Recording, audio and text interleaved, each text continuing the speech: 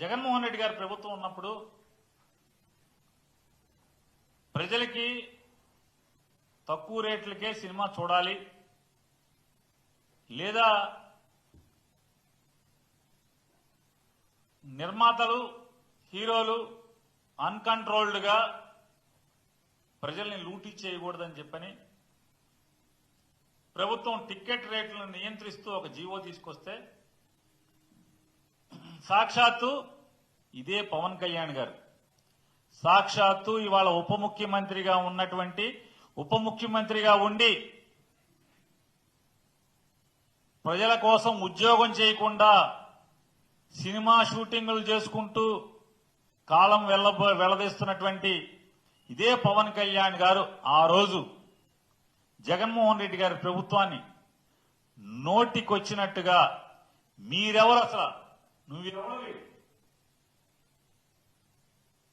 డబ్బులు మాయి మా డబ్బులతో మేం సినిమా తీసి మా ఇష్టం వచ్చినట్టు జనాలకు చూపించి మా ఇష్టం వచ్చిన రేటుకి మేము టికెట్ అమ్ముతాం, నువ్వెవడవి అని చెప్పి ఆ రోజు కారు కూతలు కూసినటువంటి పవన్ కళ్యాణ్ గారి పార్టీ తరపున గెలిచి పవన్ కళ్యాణ్ గారి సినిమా ఫీల్డ్ ని ఉద్ధరిస్తారని ఆ శాఖ ఆ పార్టీకి తీసుకుని దాని తరపున పనిచేసేటువంటి రాష్ట్ర మంత్రి పవన్ కళ్యాణ్ గారి సినిమా రిలీజ్కి థియేటర్ యాజమాన్యాలు సమ్మె ప్రకటించినాయి, వాళ్ళని జైల్లో వేయండి ఆ నాయకుల్ని అని చెప్పి ప్రభుత్వం తరపున మంత్రి పోలీసు శాఖని ఆదేశించాడు. అంటే రాతపూర్వకంగా వీళ్ళ దౌర్భాగ్య స్థితి, వీళ్ళ డబుల్ స్టాండర్డ్స్, వీళ్ళ రెండు ముఖాలు ఆ రోజు ఏం మాట్లాడారు, ఇవాళ ఏం ప్రవర్తిస్తున్నారు. మరి మీరెవరు, నువ్వెవరు?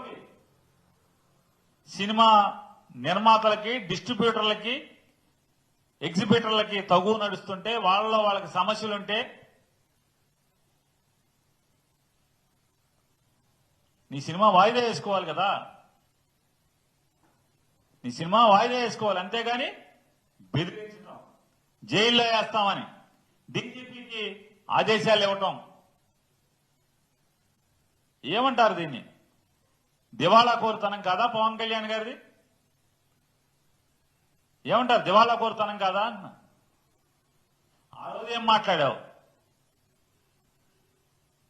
ఆ రోజు ఏం ఎగబడ్డావు, తెగబడ్డావు. ఇవాళ నీ చెప్పు చేతల్లో ఉండేటువంటి ఒక మంత్రితో నీ సినిమా కోసం కొన్ని థియేటర్లో పిలిచి ఏమన్నా సమస్యలు ఏంటని అడిగావా? ఆ మంత్రి అడిగాడా? ఆయన అడగడు. ఆ మంత్రి గారు అడగాలి కదా. కొన్ని సినిమా వాళ్ళని పిలిచి ఏంటి సమస్య ఏంటి అని అడగాలి కదా. అయ్యేం అడగరు. అడగకుండా జైల్లో వేస్తాం మీరు గనక సినిమా ఆపితే. అంటే ఆ రోజు జూన్ 1వ తారీఖు మీ సమస్యల కోసం సమ్మె చేస్తే జైల్లో వేస్తాం, తర్వాత చేసుకోండి సమ్మె సినిమా ఎత్తేసాక. ఇదో ప్లాపు సినిమా, ఆ రాబోయే ప్లాపు సినిమాకి ఏదో అన్న సామెతగా ఉంది. ఈ రాబోయే ప్లాపు సినిమాకి మళ్ళీ జైల్లో వేస్తాం, ఆ వేస్తాం, ఈ వేస్తాం అని కోడలకి బుద్ధి చెప్పి అత్త తెడ్డు నాకిన అని చెప్తారు మూటు సామెత. అట్లా పవన్ కళ్యాణ్ గారు అధికారంలో ఉంటే ఒక భాష, వెనకటి పరశూరు గోపాలకృష్ణ గారి డైలాగులు ఉండేవి, అదైతే ఇది రాసుకో, ఇదైతే అది రాసుకోమని. వీళ్ళు కూడా అంతే, పవన్ కళ్యాణ్ ముఠా కూడా. అప్పుడు అది రాసుకో, ఇప్పుడు ఇది రాసుకో.